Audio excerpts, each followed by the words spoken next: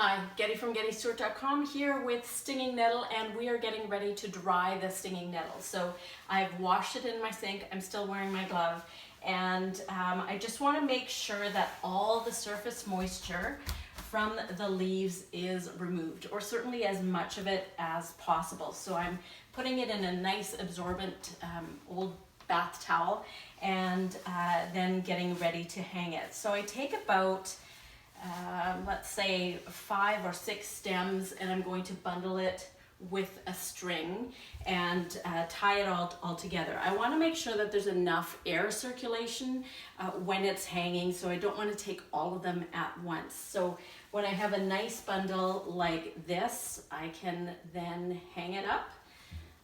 And I like hanging mine in the garage where it's nice and dry, where it's dark. It'll dry within 1 to 2 weeks, given that it's not too humid outside.